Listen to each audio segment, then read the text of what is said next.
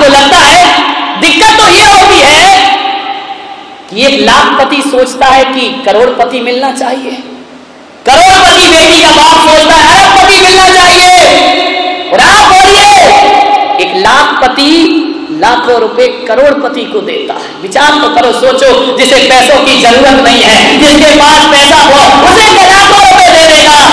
एक करोड़पति करोड़ रुपए अरबपति को देता है। इतना दहेज देने का शौक है ना, तो एक सुशील और इज्जत वाला लड़का हो और निर्धन हो, एक करोड़पति को तुम्हारे लाख की जरूरत नहीं है, उस निर्धन को दो, उसका घर बसा दो और अपनी बेटी के हाथ उसके साथ पीले कर दीजिए। विचार करिए, करोड़पति बिगड़े लड़के से बेटी देने से अच्छा किसी संस्कारित गरीब लड़के को अपनी बेटी दे देना चाहिए। उसको व्यापार करा दो। दहेज इसीलिए तो आएगा कि एक करोड़पति अपने से कम वाले को अपने जैसा बना ले, आश्रित जन को निस्सम कर दे, धनी लोग धर्मी से, और नहीं करें तो उन्हें लाभ क्या उन धनिकों की। धनवान तो वो होता है जो निर्धन को अपने जैसा बनाता है। लेकिन लड़की का बाप सोचता है अरबपति के यहां जाना चाहिए, पैसे वाले को पैसा क्यों देते हो, किसी गरीब इज्जत वाले को पैसा दीजिए। यदि उस लड़के के पास अच्छे गुण हैं, अच्छे संस्कार हैं, धर्म के रीति रिवाजों से चलता है, पैसा नहीं है, तो एक अरबपति को अपनी बेटी उसे दे देना चाहिए और कहना चाहिए कि ले बेटा, ये पैसा तुझे देता हूं, तू व्यापार जमा, और जिस दिन तेरा व्यापार जम जाए उस दिन ये पैसा मुझे वापस लौटा देना, ताकि जिंदगी में तुझे ये एहसास ना रहे कि मैं सास ससुर के टुकड़ों में पल रहा हूं। ध्यान रखिए, सोचना है, अच्छा बनाओ उसे, अपने जैसा बनाओ, तब तो तुम्हारा दहेज लेन देन सार्थक होगा। क्या दहेज होता है? पहले के जमाने में जब बेटी डोली पर विदा होती थी ना, तो एक चंदन की माला, एक जिनवाणी की पुस्तक और एक पूजन की सामग्री का सेट दिया जाता था। उस बेटी से कहा जाता था, बेटी अब ये घर तेरा नहीं, अब वो घर तेरा है। और बेटी, सबसे बड़ा दहेज शिक्षाओं में होता था कि सास ससुर के साथ तुझे कैसे पेश आना है, देवर धर्म के साथ तुझे कैसे व्यवहार रखना है, और पति के साथ तुझे कैसे व्यवहार रखना है। एक माँ डोली में बैठ के इसमें बेटी को सिखाया करती थी और कहती थी, बेटा आज से जन्म देने वाली माँ तेरी नहीं है, ये जो जिनवाणी दे रही हूं आज से ये तेरी माँ है, और तू ज्यादा पैसे के लालच में मत फंसना, ये पूजन का थाल दे रही हूं यही तेरा धन है, और ये नमोकार की माला दे रही हूं ये तेरी जिंदगी की साधना हुआ करती है। बेटा सबको प्रेम लुटाना, सबकी इज्जत करना और इस घर का नाम रोशन करना। और एक बात याद रखना बेटी, डोली मेरे घर से उठी है, अर्थी पति के घर से उठना चाहिए। ये दहेज हुआ करता है, ये शिक्षाएं हुआ करती हैं। राजा जनक की पत्नी ने सीता को डोली में बैठते समय यही कहा कि बेटा अब तू मिथिला की बेटी नहीं, तू अयोध्या के 10 राजा दशरथ की पुत्री है।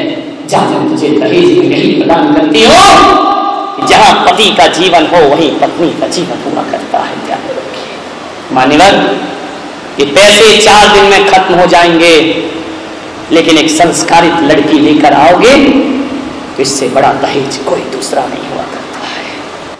कन्यादान दुनिया का सबसे बड़ा दान। आपके 10 बज चुके हैं, आपका समय हुआ, इतना ही मेरा आग्रह है आपसे कि दाल रोटी खाना,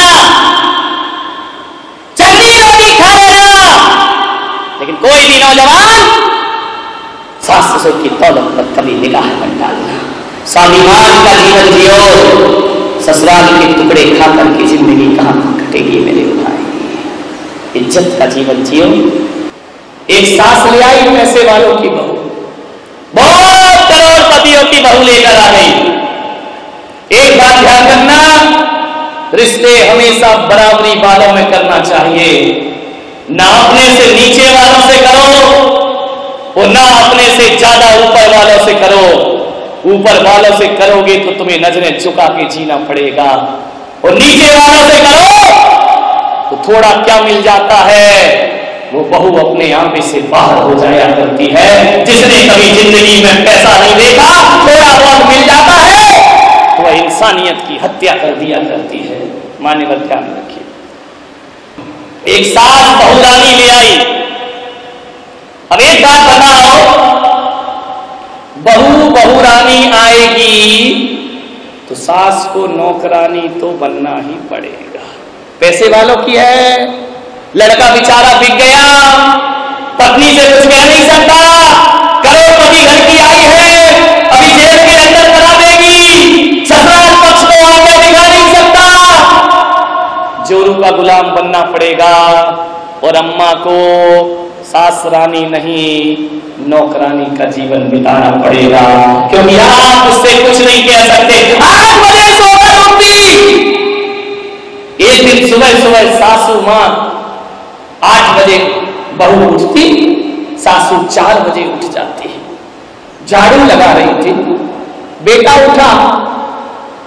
बेटे ने कहा यार इस उम्र में मेरी अम्मा झाड़ू लगा। पत्नी से कह नहीं सकता, क्योंकि बहू नहीं है, बहू रानी है, धनपति के घर की आई है। मैं भी रानी तू भी रानी, कौन भरेगा पानी। ध्यान रखिए, कुछ नहीं कह सका। उसने अम्मा से कहा कि अम्मा जी ला झाड़ू मैं लगा देता हूं।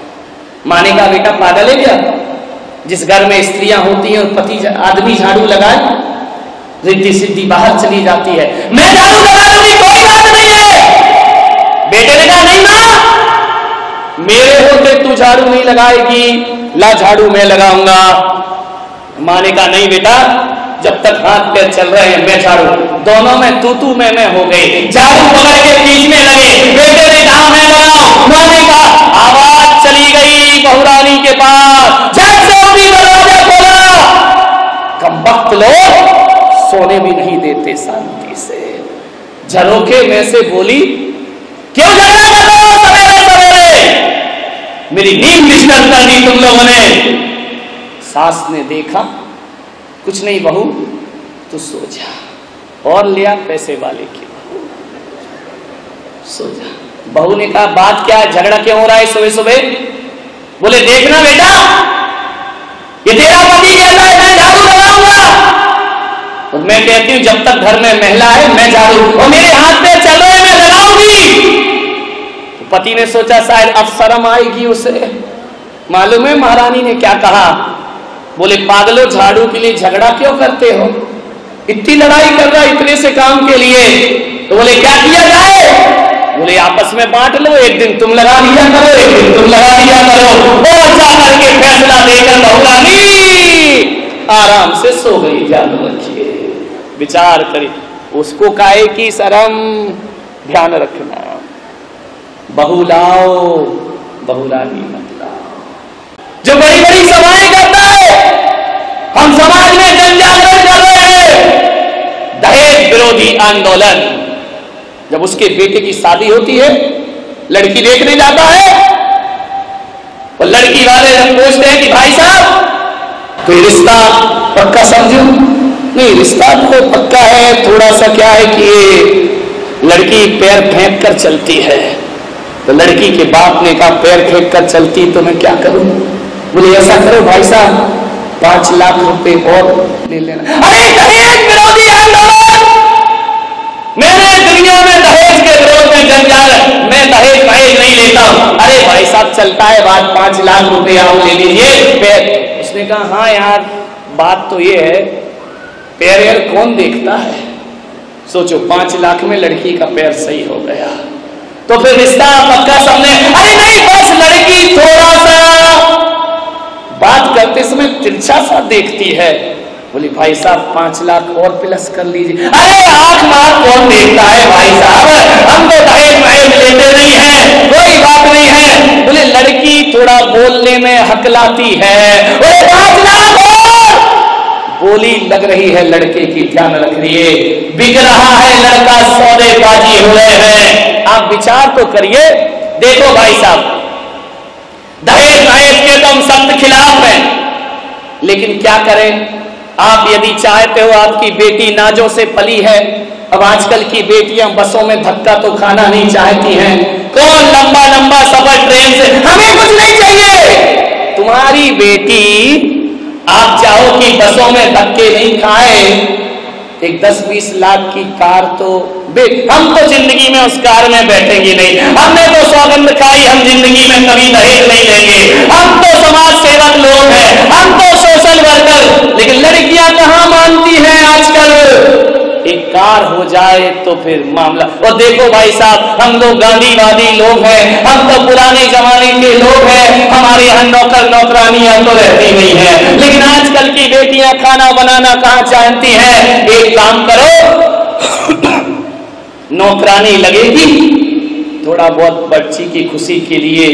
और आजकल भाई साहब आप तो जानते हैं, ये बच्चियां भूखी रह जाएं लेकिन डायमंड सेट पहने बिना नहीं रहती हैं।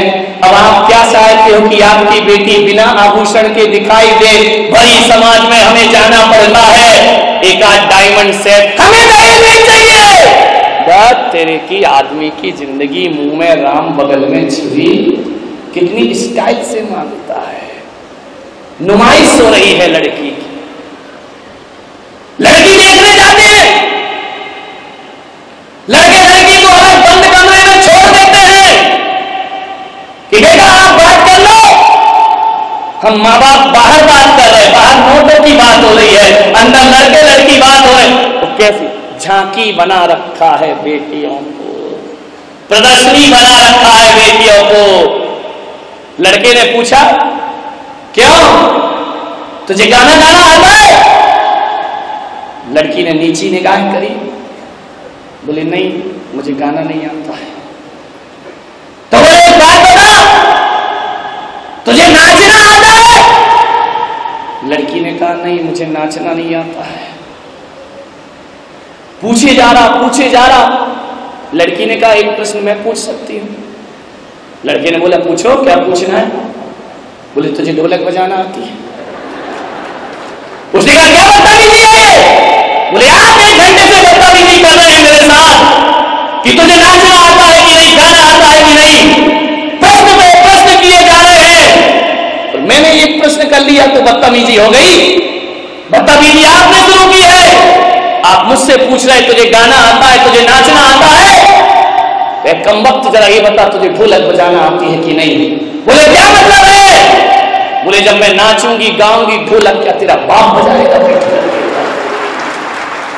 मान्यवर